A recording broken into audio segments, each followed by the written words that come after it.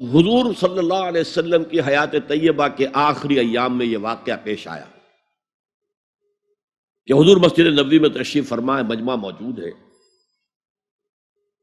اچانک ایک شخص ظاہر ہوتا، شدید و بیاض ثیاب، شدید و سواد شعر، اس کا لباس انتہائی سفید صاف، کوئی اس پر دھبا نہیں، داغ نہیں، میل نہیں، بال انتہائی سیاہ چمکدار، گرد آلود نہیں، ولا یعرفہ احد منا، اور ہم میں سے اسے کوئی پہچانتا بھی نہیں تھا، کسی بھی ریت سے خاک سے بالکل آلودہ ہوئے بغیر بال ہیں، تو شاید یہ مدینے کا رہنے والا ہو، تو مدینے والوں میں سے کوئی تو ہوتا کہ جو اس کو جانتا پہچانتا، کوئی نہ کوئی تو گریٹ کرتا اس کو مجمع میں، آؤ آؤ ادھر آ جاؤ، میرے پاس آ جاؤ، کوئی نہیں۔ اور اگر براہ راست باہر سفر سے آ رہا ہے تو کچھ گرد آلود بال ہوتے، کچھ کپڑے میلے کچیلے ہوتے، تو لوگ حیران تھے۔ اور مزید یہ کہ اس نے سیدھا تیر کی طرح مجمع کو چیرتا ہوا حضور کے عین سامنے جا کر بیٹھ گیا۔ اب لوگ حیران ہیں، یہ ہے کون؟ اس کی یہ جرت، یہ جسارت، اور اس طرح دو زانو بیٹھا کہ حضور کے گھٹنوں کے ساتھ اپنے گھٹنے جوڑ دیے اور حضور کی رانوں پر اپنے دونوں ہاتھ رکھ دیے۔ اب سوال کیا، یا محمد اخبرنی عن الاسلام، اے محمد مجھے بتاؤ اسلام کیا ہے؟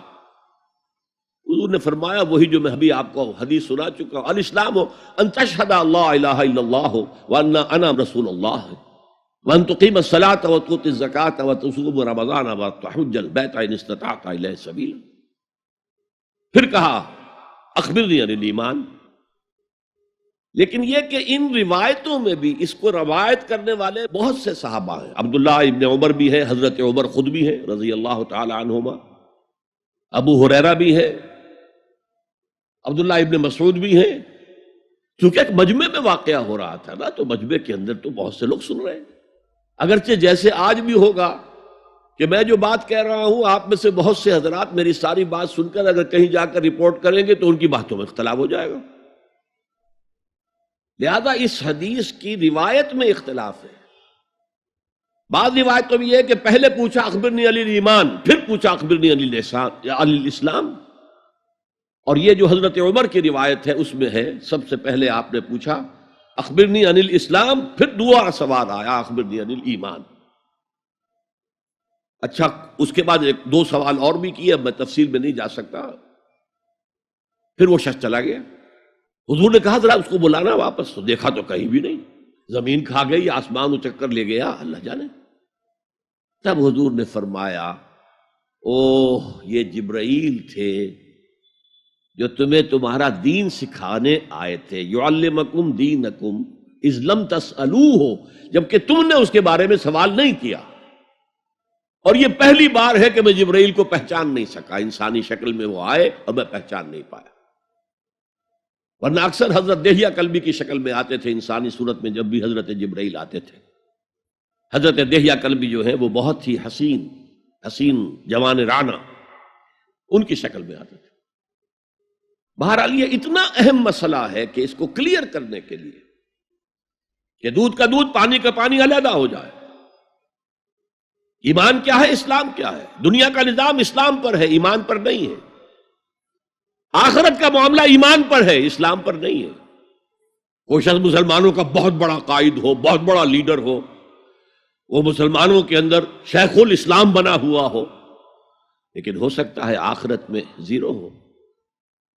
میں حدیث سنا چکا ہوں آپ کو، ایک شخص دنیا میں شہید سمجھا جا رہا تھا، ایک شخص دنیا میں بہت بڑا عالم سمجھا جا رہا تھا، ایک شخص دنیا میں بہت بڑا سخی سمجھا جا رہا تھا، اور اللہ نے سب کے دعوے جو ہیں ان کی نفی کر دی۔